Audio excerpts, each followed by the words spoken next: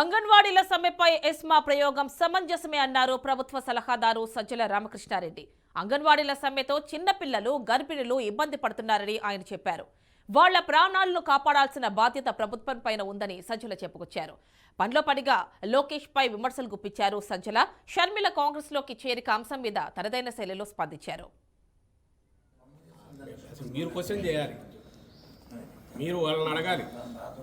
ESMA అంటే ఏంటిది? Emergency services. పోనీ కాదా అవి? క్వశ్చన్ ఏంటి లోకేష్కు? ఆయన స్టాన్ఫర్డ్లో చదివాడుగా. ఎమర్జెన్సీ సర్వీసెస్ కింద వస్తాయా రావా? నెల దాటింది, ఏం చేయాలి? ప్రకటించొద్దా? వదిలితే ఆయన ఒప్పుకుంటాడా? మళ్ళీ ఏమంటాడు? బాలింతల సంగతి పట్టించుకొని ప్రభుత్వం అని అంటాడా అనడా? సో క్వశ్చన్ ఆయనే వస్తాడు, ఆన్సర్ ఆయనే ఇస్తాడు. రెండు ఏదైనా సరే, ఎందుకంటే అపోజిషన్లో ఉన్నాడు కాబట్టి. ప్రభుత్వంలో ఉన్నప్పుడు వాళ్ళు ఎట్లా వ్యవహరించారు, జగన్మోహన్ రెడ్డి గారు ఎట్లా వ్యవహరించారంటే తేడా తెలుస్తుంది. ఎంత సంయమనంతో ఉన్నారు, ఎంత ఓపికగా మాట్లాడుతున్నాము, చేతులైతే దండం పెట్టి వాళ్ళని అడుగుతున్నాము. మీ మీ మీ సర్వీసెస్ చాలా విలువైనవమ్మా, చేయండి. మీ చేయలేనని ఇన్ని డిమాండ్లు తీర్చాము. 11 ఎన్నో వస్తే దాదాపు 8, 9, 10 తీర్చాము. ఈ 1-2 దగ్గర కొంచెం తప్పనిసరి ఫైనాన్షియల్ ఇది, అది కూడా కమిట్మెంట్. ఇది మేము ఇచ్చిన హామీ ఎప్పుడో పూర్తి చేశాము.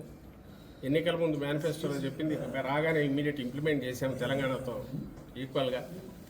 ఆ తర్వాత ఎన్నేళ్లకు తెలంగాణ పెంచింది, 2 ఏళ్లకు 3 ఏళ్లకు పెంచింది. ఇప్పుడు వచ్చి దాంతో ఈక్వల్ అంటున్నారు. ఎన్నికల తర్వాత ఖచ్చితంగా చూస్తామని చెప్పాము.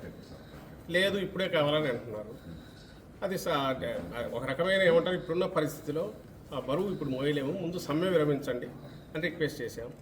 ఇంతకంటే పొలైట్గా సమ్మెతో ఏ ప్రభుత్వం అయినా ఉందా ఇంతకుముందు గతంలో? అసలు చంద్రబాబు నాయుడు ఏ రోజన్నా ఉన్నాడా? తుపాకుల కాల్పులు జరిపింది ఎవరు?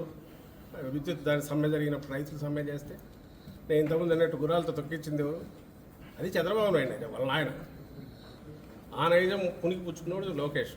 ఇతను ఈరోజు మా గురించి, జగన్మోహన్ రెడ్డి గారి గురించి క్వశ్చన్ చేయడం కూడా పార్టీకి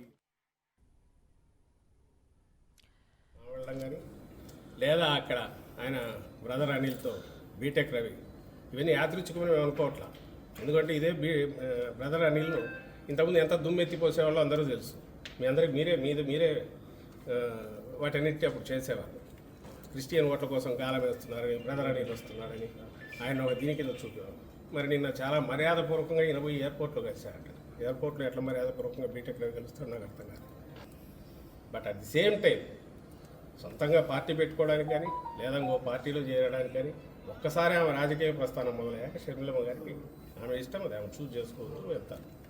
ఒకసారి వచ్చిన తర్వాత ఇక్కడికి వచ్చాక కాంగ్రెస్ పార్టీ నాయకులుగానే ఉంటారు, నాయకురాలుగా ఉంటారు.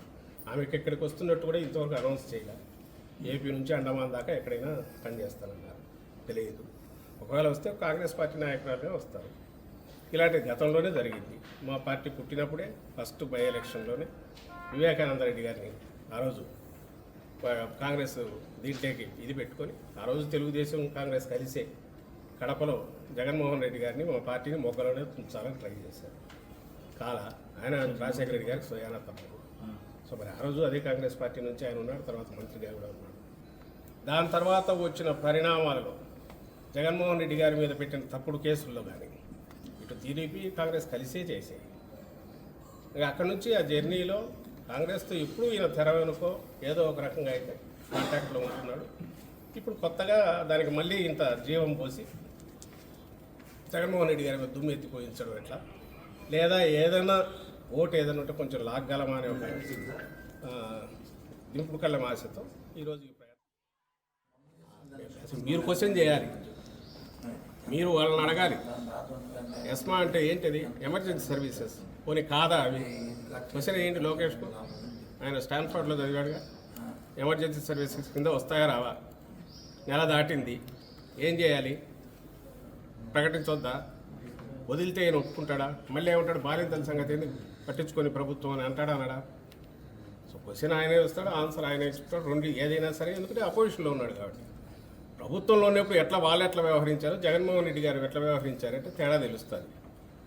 ఎంత సంయమనంతో ఉన్నారు, ఎంత ఓపికగా మాట్లాడుతున్నాము, చేతులైతే దండం పెట్టి వాళ్ళని అడుగుతున్నాము. మీ మీ మీ సర్వీసెస్ చాలా విలువైనవమ్మా, చేయండి. మీ చేయలేనని ఇన్ని డిమాండ్లు తీర్చాము. 11 ఎన్నో వస్తే దాదాపు 8, 9, 10 తీర్చాము.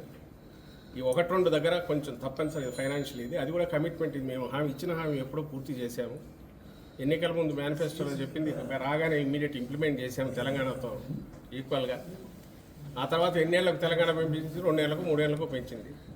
ఇప్పుడు వచ్చి దాంతో ఈక్వల్ అంటున్నారు. ఎన్నికల తర్వాత ఖచ్చితంగా చూస్తామని చెప్పాము. లేదు ఇప్పుడే కావాలని అంటున్నారు.